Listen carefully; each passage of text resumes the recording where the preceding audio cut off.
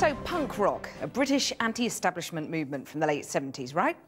Well, no, it all began in the Lower East Side of New York earlier in the decade, and its growth was chronicled by Punk magazine, a completely new type of publication, as raw as its music. Now, almost 40 years on, a book has been published featuring many of the names and faces from those early days. Katie Razzall has been looking at what it reveals and hearing just how punk changed life in Britain.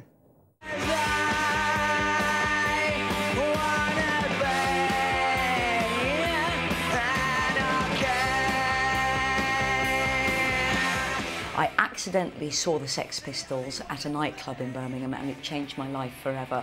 In 1977, you couldn't even go out and buy a cool-looking pair of sunglasses. Unless you were there, it's hard to understand the impact punk music had on Britain in the 1970s. Suddenly I was in this room of spitting, shouting, angry people. I thought, I belong. I found somewhere I belong. I found my voice. But forget the Sex Pistols. In the early days, mid-1970s New York City was the centre of all things punk, even though they didn't look like punks as we know them now. CBGB's was its home, a little club in the East Village where fans and unsigned artists hung out, the likes of Debbie Harry, Patti Smith and the Ramones. Punk magazine was a fanzine started by a group of friends in 1976. It became the Bible of this new counterculture. Instead of making a magazine about rock and roll, I wanted to do a magazine that was rock and roll. You know, we weren't pretentious enough to think of ourselves as avant-garde, but we were. Hey, babe. The first issue included an interview with Lou Reed after John bumped into him in CBGB's. The several hours he spent with the forefather of punk became, in the magazine, part cartoon, part photo montage. In another issue, Blondie appears in a photo comic about a beach babe, with Joey Ramone as a surf dude and Andy Warhol a mad scientist. We got Debbie Harry to work with Punk magazine because nobody knew who she was yet. I mean, I took one look at her, I said, wow, this is the most beautiful woman who's ever been in rock and roll. Punk magazine sold out every print run across America and Britain and launched the careers of writers, artists, cartoonists and photographers. Now, this iconic take on a counterculture is gathered together in a book, The Best of Punk magazine. Tony James was at the forefront of British punk. We brought him back to the London pub where he last did a gig in 1977. Punk rock had really exploded, so this would be somewhere where people would be queuing around the clock to play.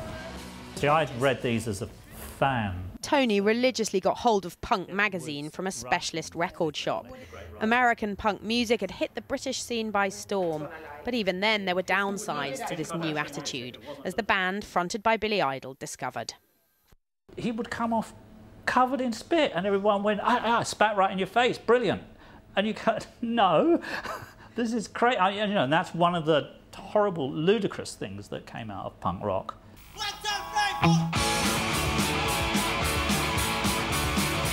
Tony's best friend is the Clash's Mick Jones.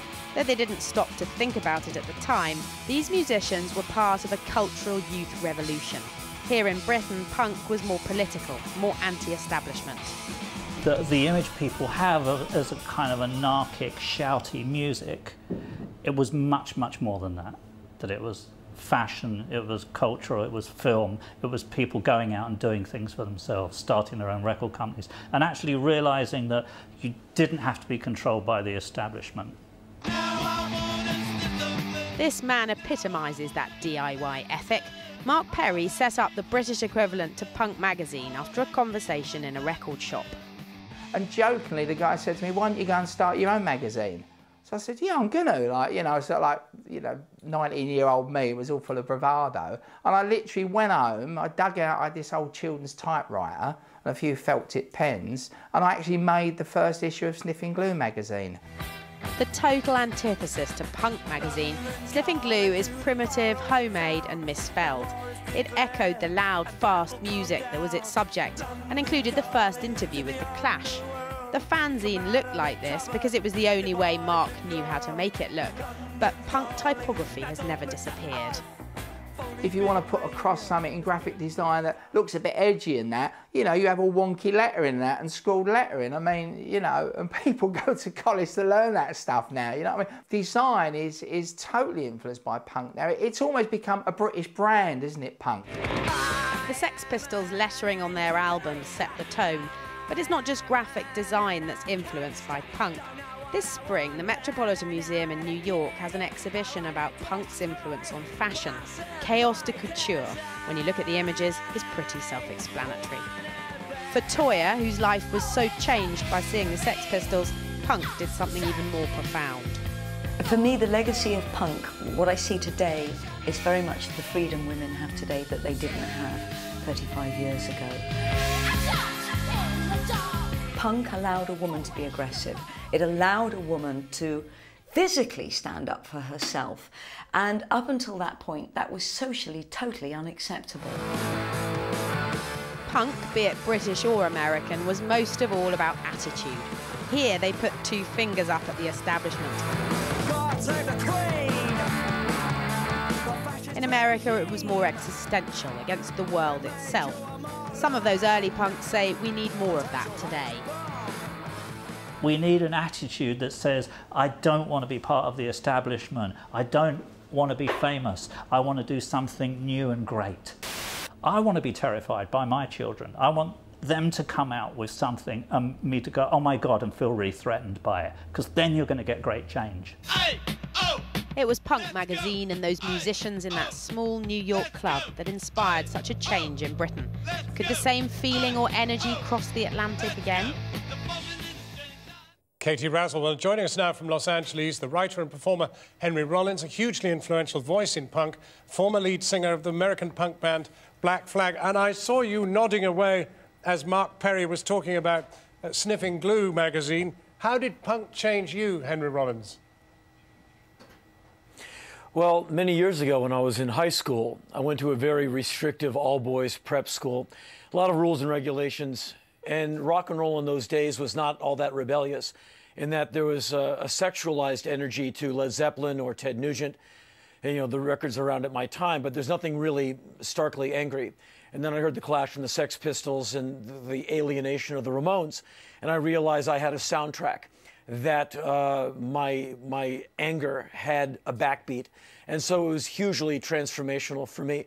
And my story is not at all unique. There's, you know, myriad people in my own neighborhood who felt the same way. Well, it's interesting that talking to the British end of punk, the guys who are all, you know, your kind of age, are all saying they want their own children to be kind of getting out there and getting angry and noisy and, well, scaring them, if you like. Well, I think change is good. I think questioning authority. In America, Thomas Jefferson should have instructed me to do that in school when I was 16. I never got that lesson. Joe Strummer gave it to me. So if I had kids, I would hope that they would somehow terrify me at some point. Well, I mean, the stage is set in a way. I mean, austerity, poverty, some of the rather bland music you get in a few discos. There's plenty of fuel to get a bit of change going. Well, you'll often find in bad times the music becomes very good. And it's unfortunate that bad situations often produce good music, like the great music that came out of America during the Vietnam War. And it's not worth thousands of people dying to have some good rock and roll. But music and musicians are those are mediums and people who express discontent of the many. And so in America and in parts of Europe, all over the world is in a bit of a shakeup right now. And I think there will be some music that reflects that turbulence. I certainly hope so. Well, hope, but do you see any seeds of a kind of punk-like resurgence?